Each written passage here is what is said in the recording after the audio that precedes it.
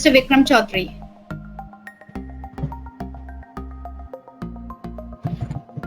Thank you, ma'am. Now our next speaker is Mr. Rakesh Dadania. He's as Executive Director of Culinary Clinical Research. Rakesh started his entrepreneurial career by working as an Executive Director of Culinary, a startup company specialized in digitalization of ethics committee from Jan 2020. Rakesh has an overall 17 year of clinical research experience working at CRO and sponsor. His core work area are project management of early phase studies, PK-based studies, BA and BE studies, biosimilar studies. He is the gold medalist in M.Pharm Pharmacology from LM College of Pharmacy, Ahmedabad. He is also the member of South Sector Core Committee in Indian Society of Clinical Research ISCR and IPA and Grace Cancer Foundation. Please welcome, sir. Please continue our session. Thank you so much.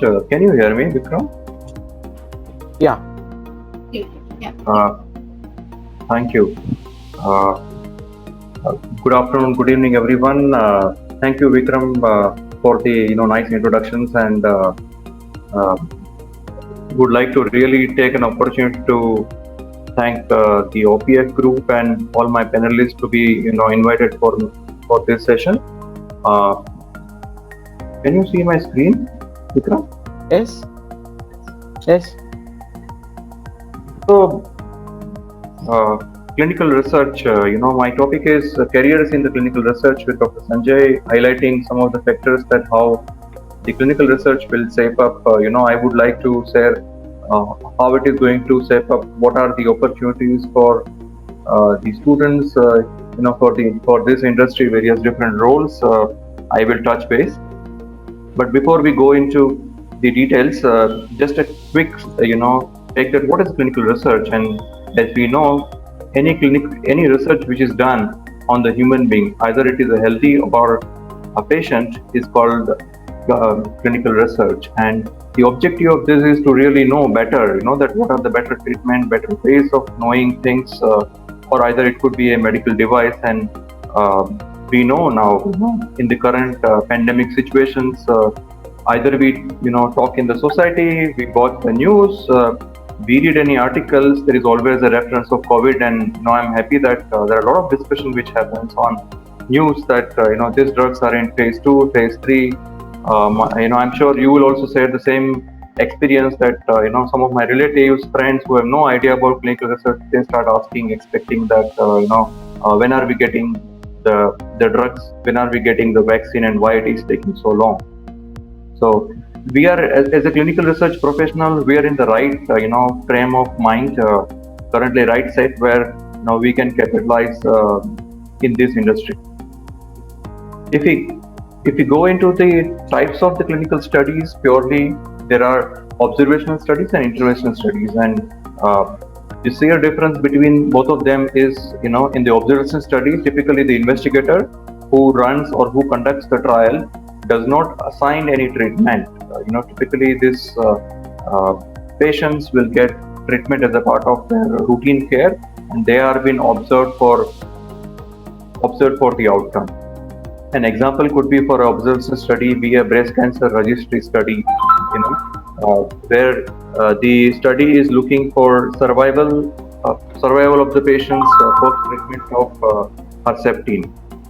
While in case of interventional studies, this is where the patient or the participants will receive or will be assigned to one or more treatment, and this is typically been given as a part of their trial participation. And example could be like you're doing a phase 2 or phase 3 studies for safety tolerability with the PK of any molecules in rheumatoid arthritis. Typically, these are the largely the number of interventional studies that are done are more, and they are the prerequisites for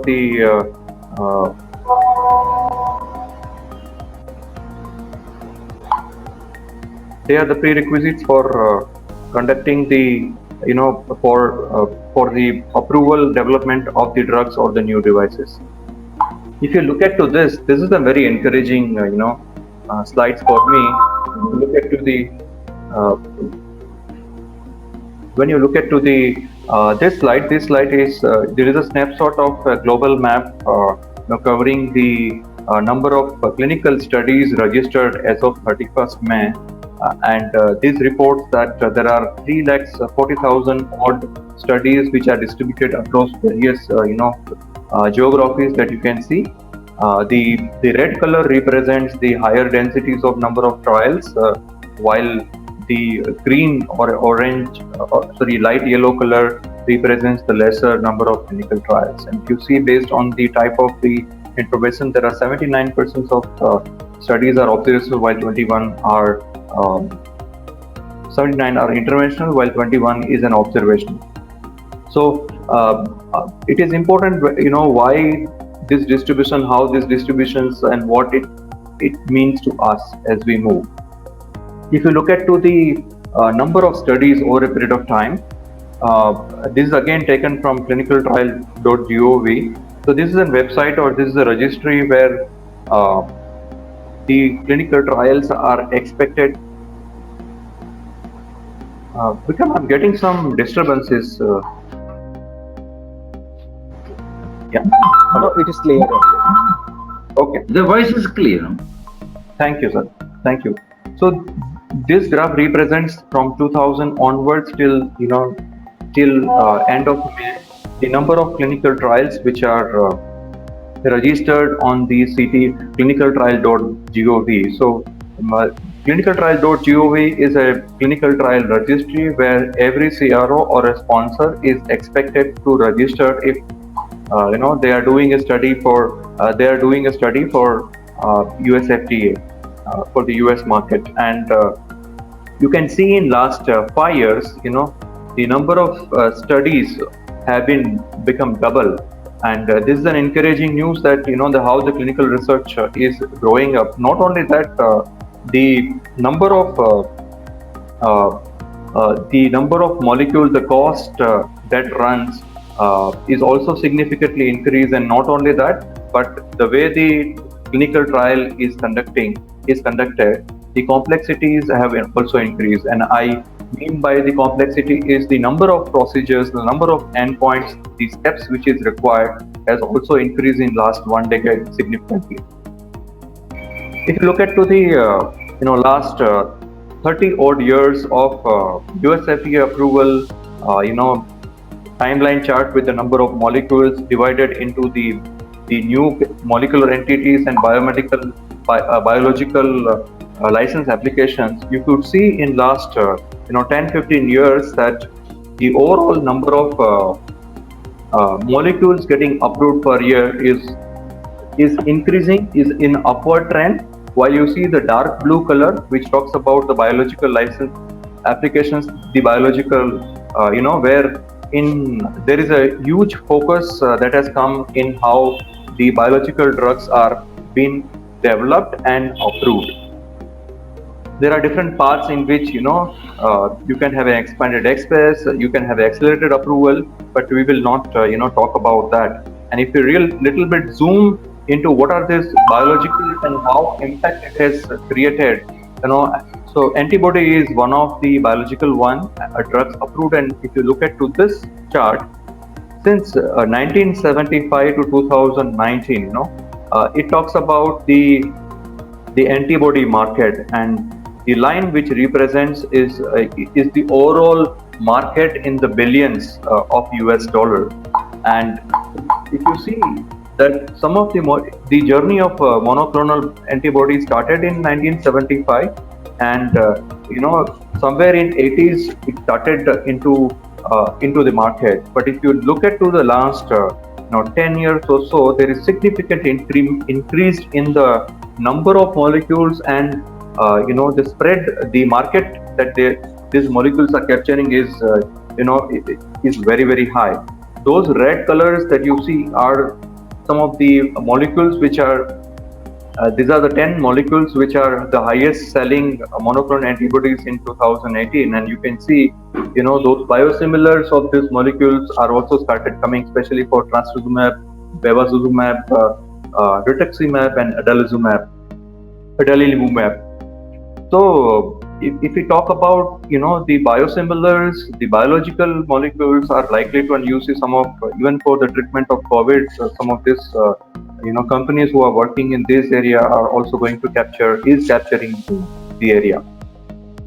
So this is typical life cycle that most of us may be aware that how a molecule or a drug becomes a drug. And I don't want to really get into this because this is a very standard one. The more important one is the stages which are given is preclinical, clinical, NDAs, the new drug applications, and post-marketing stages, and the typical life cycle that we know. So currently we know that the current cost of new drug being in development cost is around 2.6 billion, and the cost is increasing. Somewhere in 1970 it was 180 million, now it is 2.6. So you can imagine that how much amount of investment is done by the pharmaceutical company. The important message is here on the preclinical, clinical, the four verticals, because in my next slides I'm going to show that what are the different functions, different department that works typically to develop this, contribute this in the success of development, and what are the various skill sets, high level based on my experience that is required for making success to that. So if you look at to the preclinical, so preclinical will have, these are very high level, and we can discuss in quite detail with each one in more details. But after the drugs have been identified with their scaffold, typically they are studied in the preclinical phase with the animals and for the toxicities, while the formulation department is working on. The typical department under this department, the preclinical research associates or the formulation scientists or the associates will work. And in case if you want to work in the animal or in the toxicity department, you need to have a good knowledge on PK/PD, which is pharmacokinetics and pharmacodynamics. You need to have a sound knowledge on the various guidelines and understanding on the bioanalysis. While if you want to pick up your career on the formulations, then various scientific depth apart from the routine knowledge on the pharmaceutical technology will be required. If you once the molecule moves from the preclinical to the clinical, this is the longest, largest, and the most expensive phase of the life cycle development. And you see from there, the planning of the entire clinical trials that starts in the various regulatory documents which gets created, which gets submitted to the regulatory agencies for the review and approval. While that is happening, even the department like clinical operations or the BAB centers will come into the picture. The document that requires, which is typically stored in the trial master file, and these are all under the regulatory purview. When the inspection happens, the creations and the regular maintenance, will also be required. So various roles that comes in are the clinical research associates. The site startup where when we are doing studies at a particular hospital, you want to conduct a feasibility, whether this trial can be conducted or not. Are there any infrastructures that are manpower or not? So this is done through a feasibility, and which is done by a site startup, specialist. Typically, these hospitals, the investigators are also, legally bound between the CRO and the sponsor through an agreement, and this agreement, along with the commercial as well as financial part, is covered in the site research budget, which is a CTA typically. And apart from that, once the sites are getting ready as a part of their readiness, the local ethics committee approval will also required, and there are specialist roles to create such dossiers, and their submissions will require. So if you see, apart from that, I will cover some of the activities like monitoring, trainings, conduct of the studies in a later part, but this is more from the CRO sponsors' point of view, that how these studies are set up and planned. The various skills which requires is the teamwork, commercials, collaborations, communications, and traveling. So these are the very standard standard things. But with the change in the COVID, the traveling is going to less likely, and remote is going to get replaced. There are a lot of new things which is coming up by doing it remotely. If we go into the next one is a regulatory. We know that any trials that we start, we need to have a regulatory permission. Not only that, but once the permission is there, we are expected to keep the regulatory agencies updated on the progress of the clinical trial, as well as the outcome of the studies and the plan for the next studies. So typically this is done through a dossier creations, their submissions, and if allowed or required, presentations of the study, that why we are conducting the study and seeking the permissions. Apart from that, while this is done, the drug which is to be investigational product, which needs to be also kept ready, their labeling, their storage conditions will also fall under the regulatory department. And typically the strategy, that if you want to conduct a study, whether your strategy is to start with local and go global, or you want to start with the global and then local, all this strategy, the timeline, the regulatory requirements is typically designed through a regulatory department. And this is where we need to have a commercial understanding, the respective role, the competitive intelligence, that what are the regulatory requirements, what are the marketing footprints available in the respective countries. The different skill set which will be is like, this person, the group people from this group of team has to be very, very sharp on their writing, on their understanding on the regulatory guidance and their implications. And the typical roles could be a regulatory associates or a regulatory manager in this department. If I move to the documents creations, the medical writing and the central clinical team. So in the medical writing team, this is a group of team who will write the various documents which will get used in the conduct of clinical trial, which starts with protocol writing, drafting various study documents like diary, investigator brochures. Once the study is over, you will write a clinical study report, and then you will write a publications like a manuscript. And as the title suggests, the person has to have an excellent clever for writing. The typical role starts with the medical writing associates. Apart from this, the central clinical team, which is where the core team who runs the clinical trial, who will monitor, and these are again as a part of regulatory requirement, who is doing a QC, QA, risk-based monitoring, and certain some of the knowledge skill set which will require is data science, trending, machine learning, AI. We need not to be an expert on this, but having a brief understanding on this will be of help. And various role can be like a central monitor. I know we will hear more about artificial intelligence in the next sessions from Dr. Zarin, but these are some of the roles that plays an important play. Various vendors, like a cricket team, every player on the field and off the field is important. Same way, various supporting vendors plays a very crucial roles. This could be like drug supplies if you are doing an oncology study, imaging, the EPROs, the study supplies which is required, or in case if you are doing randomizations, controlling the balancing of the treatment across the arm or the country, the ratios, all that can be done through an IVRS, and these are typical supplies that is done through these vendors. And as I mentioned in the previous slide, the central roles, the project manager plays a crucial role in managing all these moving pieces and making sure that trial is run properly.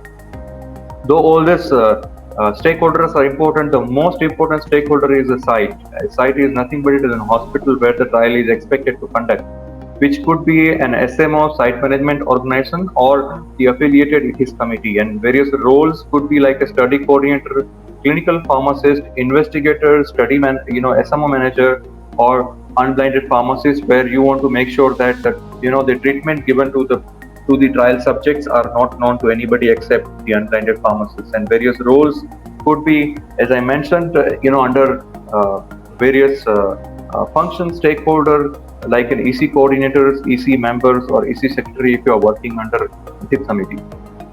If I move to the different other departments, this includes data management and the statistics, biostatistics department, because during the trial conduct, a lot of data will get generated, and it is important that they are captured, cleaned, analyzed, queried, and they are, analyzed for a meaningful outcome.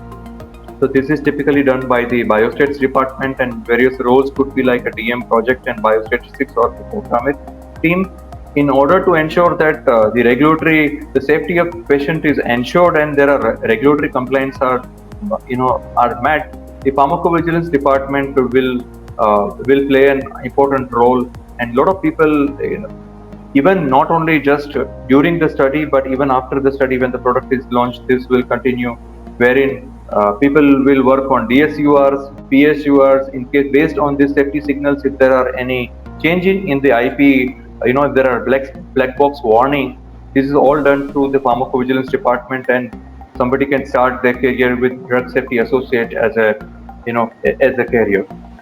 There are specialty departments, as we move on, are real world late phase health economics and outcome research.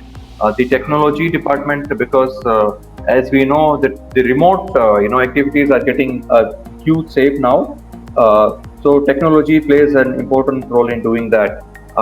These days, with new guidance coming up, the real world plays a very, very important role.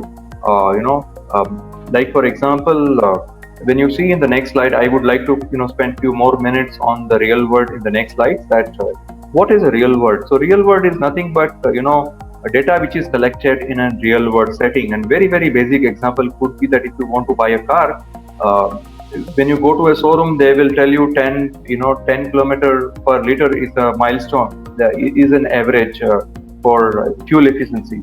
But when you really go into the actual, you will ask your neighbor or a friend that on road how much is the mileage.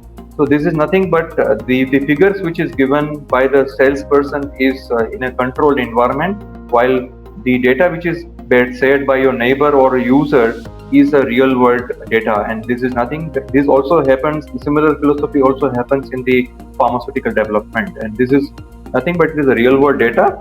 And from that data, when you create some evidence where you make some inferences after doing an analysis, it's called real world evidences. And somebody, if you are really interested, you can visit the USFDA website. There are new guidance which is coming up on the real world. Just for a very basic understanding that the difference between the real world and the randomized clinical trials are, the real worlds are, as I mentioned with an example, that they are done in an uncontrolled, while the randomized trials are done in a controlled manner with a limited restrictions prescribed by the protocol with limited populations, so to say. And if you see, because the control mechanisms are lesser in the real world, you will see a low data quality, but in the randomized clinical trial, you will see a higher, higher level of qualities.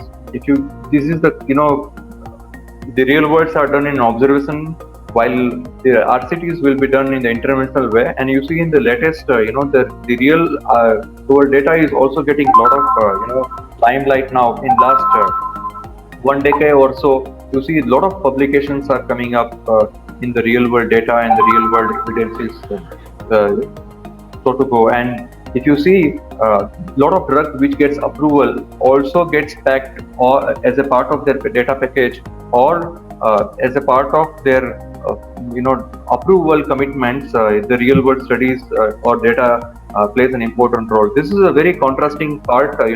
We'll spend 1 more minute here on this. And if you see on this, on the y-axis and the x-axis, is the number of patients being treated, because the randomized clinical trials is a smaller sample size. It does not mean that there are faults or there are lacunas in this. This is how the guideline regulatory science is getting changed. So once you have the license approval by say FDA or EMA, the drugs gets approved into the market, and you see a widespread drug prescription footprint coming into. And this is where you see almost 10 times, 15 times exposures of the drug, and the data which is collected in a very uncontrolled way, in a very routine care. If this data is collected, analyzed, we can generate a real world evidences which will help in some of the safety signals. And not only that, based on that, you can find out some of the secondary indications which a sponsor would put it as a label extension for a particular drug. Going on to the some of the key competencies will required for a clinical research. This is a whole set of some of the things that I mentioned. Needs to have a blend of science with ethics, having operational experiences, and some of the leadership skill to run this, while have a blend of understanding on the technology with the data management and informatics will be of important for a good clinical professional to be a successful or enhance their career. While the technology, the professional part is important, but when I was going through, I don't want to sound more on the behavioral part, but the Angela Duckworth's grit principle in the current timeline will be very, very important, for us to remain, in this field with the growth, resilience, instinct, and tenacity, where perseverance, persistence, to reach what we want to will be important for anybody in clinical research, for that matter, will be crucial. With this, in the latest, India, if we talk about India, there are new rules released, in 2019, and they were the best rules with clear, transparent, accountable, not knowing anybody that we will have corona pandemic striking us sometime in 2020. But having this framework really helped the clinical research industry, and with the regulatory agencies in a very consultative and quick to act with the clarity on the compensations part. You see, the latest some of the new scripts which is coming, the agility which with the industry is working with, number of trials running on COVID, or by looking to the government, though even in spite of new city rules, the government is still thinking how can we hasten the approval, how can we be more effective, while the various bodies like ICMR has come up with newer guidelines. So this all talks about the agility which with the industry, with the academics, the industry as well as the regulatory agencies and the government is working, is very, very encouraging. And this is a right, as I mentioned in my beginning, this is a right time, a right space for the industry to be. So in my conclusion, I believe that clinical research is a booming industry, and it is offering a very rewarding, career options. India can become a, global hub for the clinical research with various advantages that we have. But it will be important for all of us to be very, very collaborative and, utilize the best conducive situations that we have been given. Believe me, the number of trials, the important slide that I was referring about the map, China is running around. Hello. The China is running around, 1,700 trials, while country like Korea is running 10,000 countries, while country like Taiwan is running 6,000 plus trials, while India is running currently, as of today, from the source of clinical trial, is around 5,000 plus. So you see, the capacity at which we are currently running this trial and what we can do. So there is a right platform which is given. The best will be, our goal should be that we conduct a quality trials which will assure that there is a protections to the human subjects with the highest quality of data. I believe that the future of clinical trial in India will depend on how quickly we move from just talking or discussing about the potential to the really utilizing by investing into the human protections. It could be a clinical research professional, it could be a participants, or it could be an industry-wide people. Thank you so much. Thank you so much, sir. for sharing your wonderful experience on prospective career in clinical research for our audience. Thank you so much, sir. Thank you. Thank you. It was my pleasure.